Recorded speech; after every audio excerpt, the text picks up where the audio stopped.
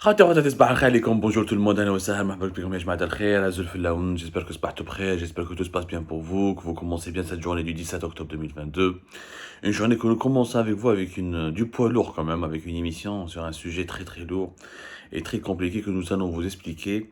Encore une fois, Algérie Part a pour mission et pour devoir de vous expliquer l'évolution des rapports de force au sein du Syrie algérien pour que vous puissiez comprendre un petit peu et vous situer dans ce magma très complexe qui compose le régime algérien et qui compose son fonctionnement. Alors, je dirais pas le barah, c'était avant-hier, je pense, je vous donne la date exactement, le 15 octobre, je crois, le 15 octobre, l'ancien chef de la deuxième région militaire, l'un des plus anciens et plus connus, et qui était parmi les plus influents généraux de l'armée algérienne, le général à la retraite major Saïd Bey, a été condamné le mercredi 12 octobre plutôt, voilà, 12 octobre à 15 ans de réclusion criminelle. À la surprise générale, au moment où beaucoup de ses partisans, de ses amis, de ses proches, de ses avocats, de ses connaissances s'attendaient tous, qui juste devant la cour d'appel de Ouargla, la cour militaire d'appel de Ouargla, ils s'attendaient tous à ce que Saïd Bey soit relâché, où là il bénéficie d'une peine vraiment peut être diminuée et qui lui permettra de ne pas séjourner encore longtemps en prison, parce qu'il est toujours à la prison militaire de Blida, afin ensuite de retrouver sa liberté. Malheureusement, la cour militaire de Ouargla, elle a confirmé le premier jugement dont il avait fait l'objet à 15 ans, 16 ans de prison dans le tribunal militaire de Blida. Et ses avocats ont été totalement choqués parce que la Cour suprême, lorsqu'il est passé son dossier devant la Cour suprême il y a de cela pas longtemps, la Cour suprême a relevé deux points la Cour suprême a demandé à ce qu'il soit rejugé parce qu'il y avait deux points qui compromettaient la légalité du premier verdict dont il avait fait l'objet. Le premier point, c'est la non-rétroactivité de la loi 0601 qui lui a été appliquée et la prescription des faits reprochés. Il y a des faits qui lui sont reprochés qui ne sont plus d'actualité. Ça date de plus de 20 ans, ou 25 ans. Donc, ils sont prescrits, la justice ne peut pas les juger. Ou la loi avec laquelle a été jugé le tribunal militaire de Blida auparavant, fait 2019 et 2020, c'est une loi qui n'est pas rétroactive. C'est-à-dire, elle ne peut pas s'appliquer sur des pratiques qui datent dans le passé. Bon, à les deux points, les avocats, ils ont bien fait leur travail au niveau de quoi, ces avocats, lui. Je vous rappelle que Saïd Bey c'était l'ancien commandant de la deuxième région militaire. C'est un ancien haut responsable de l'armée algérienne. Il a fait toute sa carrière, il a occupé des postes très stratégiques depuis 1994. Voilà, au fait le pouvoir. Il est âgé aujourd'hui de pratiquement 80 ans, 79 à 80 ans. Il était entre 1994 et 2010 le commandant de la 4e région militaire, de la 1e région militaire, de la 5e région militaire et de la 2e région militaire. Il a fait tous les postes. Saïd Bey, il était tellement influent et tellement puissant qu'à un moment donné, il était pressenti pour remplacer Ahmed Gaïd Salah en 2019. En 2018-2017, son nom avait figuré lorsque Saïd Bouteflika lorsque les Bouteflika cherchaient un remplaçant à Gaïd Salah parce qu'il commençait à ne pas lui faire confiance, parce qu'il sentait qu'il y avait une crise de succession dans Bouteflika en 2018 et que Gaïd Salah refusait tous les candidats, tous les noms qui lui étaient proposés par le clan Bouteflika pour remplacer Abdelaziz Bouteflika. Gaïd Salah avait pensé que Saïd Bouteflika avait préconisé à son frère Abdelaziz qu'il fallait remplacer Gaïd Salah. Et parmi les noms qui ont été les pressentis, qui ont été proposés, c'était Saïd Bey, le général-major Saïd Bey, qui est poursuivi depuis le Naham Arafat à la cocaïne, été 2018. Gaïd Salah s'est bien occupé de lui.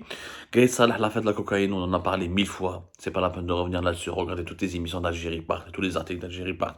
C'est l'affaire de la cocaïne du port d'Oran fin mai 2018 qui a permis à Ahmed Gaïd Salah de neutraliser tous ses adversaires et d'éliminer tous les généraux-majors et patrons de région qui étaient potentiellement des concurrents pour lui, des adversaires, et qui pouvaient être utilisés par les Bouteflika pour qu'il soit remplacé dans son poste.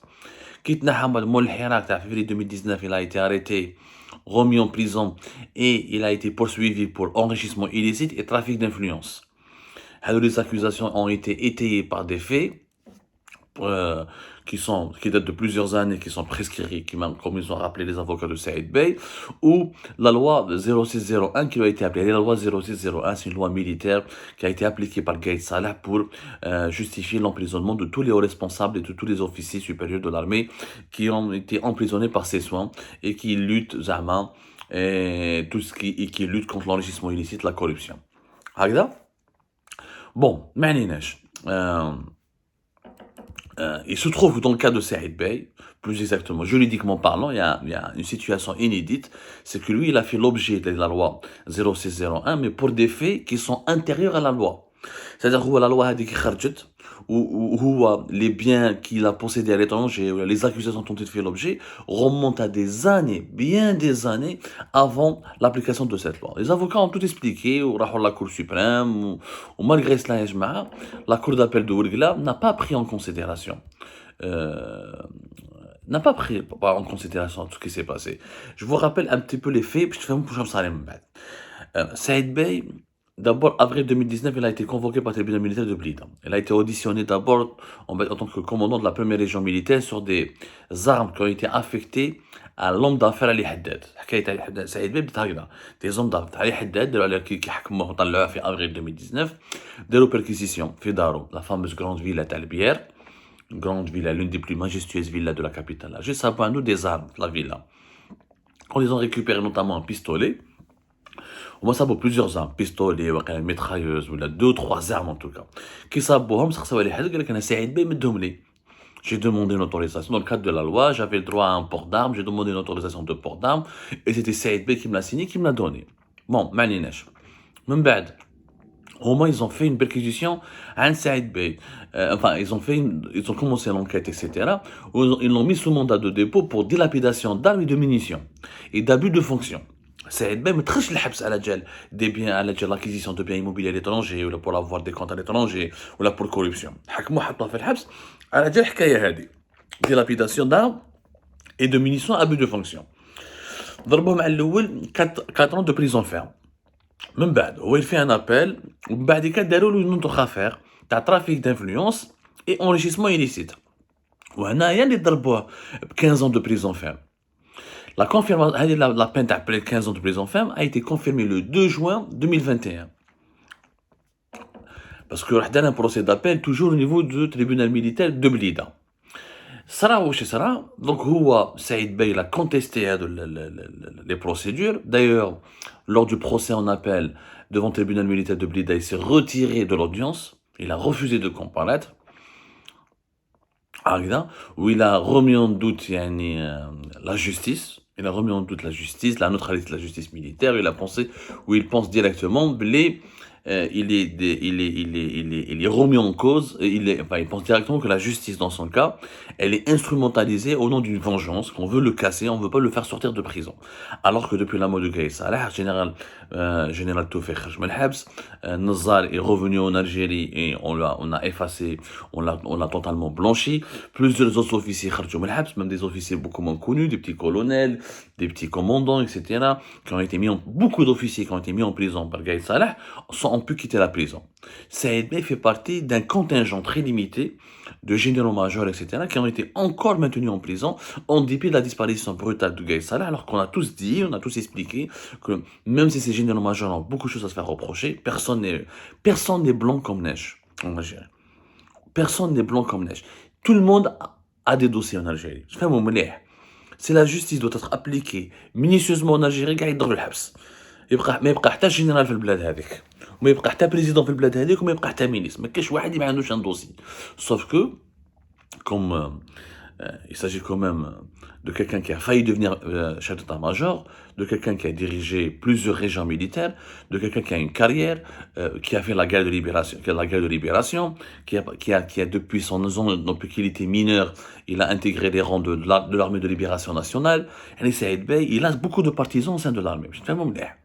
Il a beaucoup d'adversaires, mais il a énormément de partisans. D'ailleurs, toutes les informations sur son procès nous parviennent depuis ses avocats, Maître Moqran Ayat Al-Arbi, Abdelhaq Mellah, ou Madame Garmia Faria. Bon, c'est pas les détails techniques, en fait, que nous allons raconter de son procès aujourd'hui.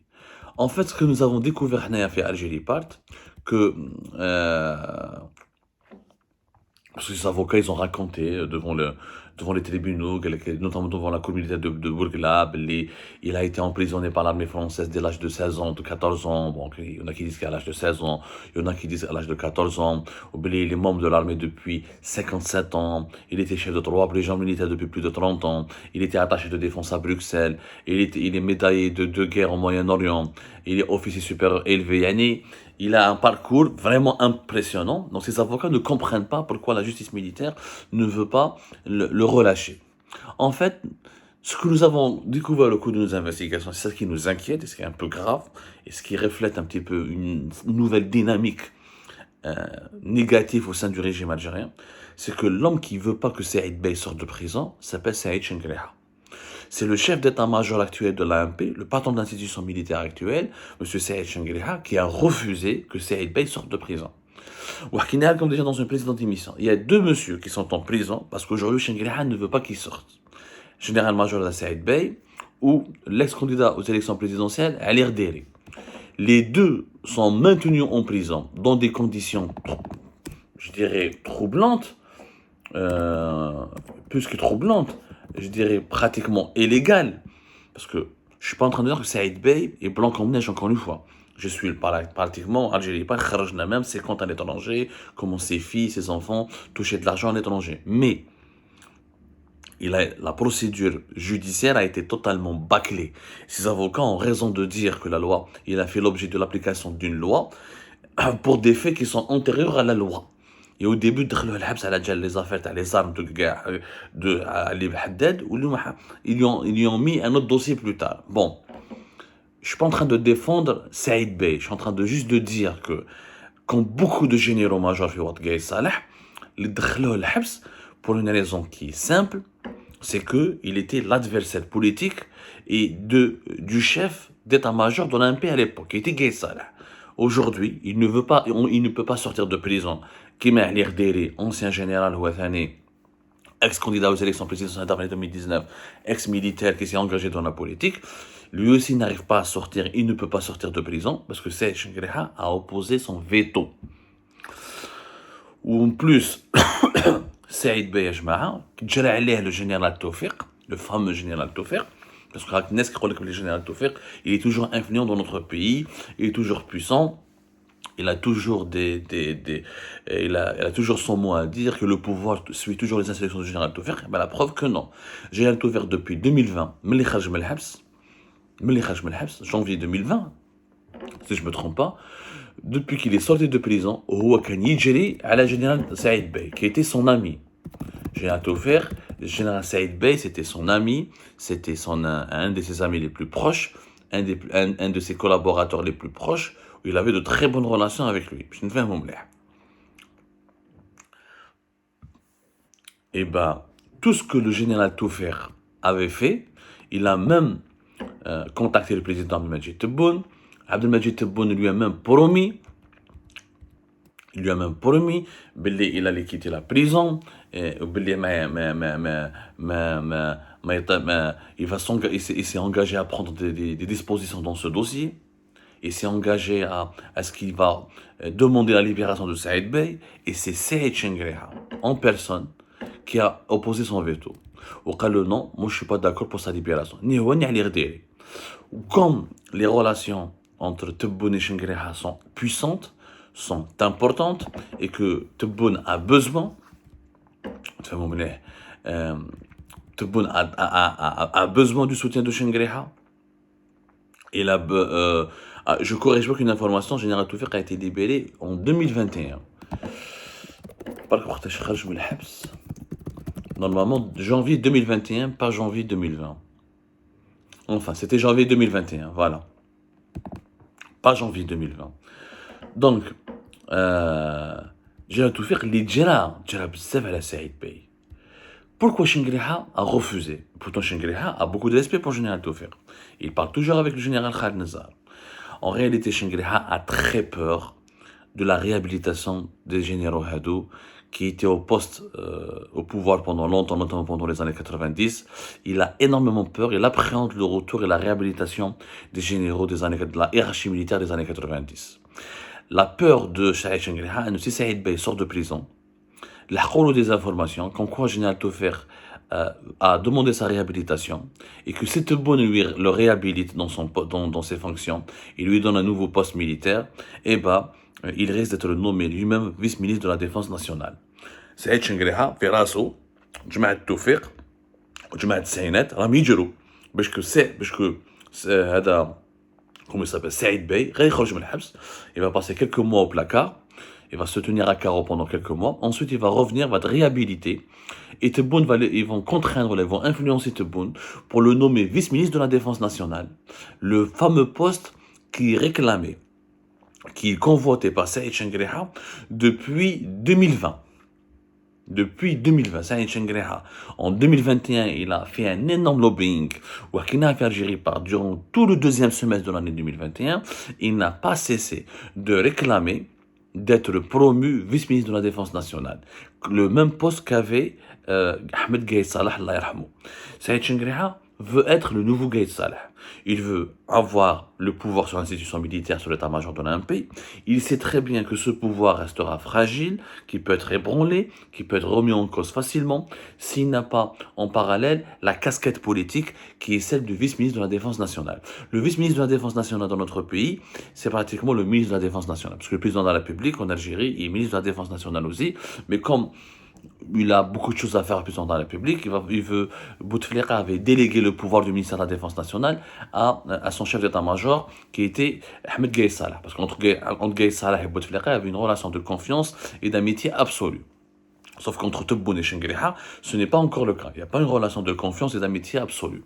Et donc, Tebboune, son entourage, ne fait pas l'erreur des Bouteflika qui ont donné la casquette politique et la casquette militaire à Gaïd Salah. Ensuite, Gaïd Salah, à la moindre crise, lorsque le Hirak a éclaté, s'est débarrassé d'eux et les a neutralisés en quelques semaines.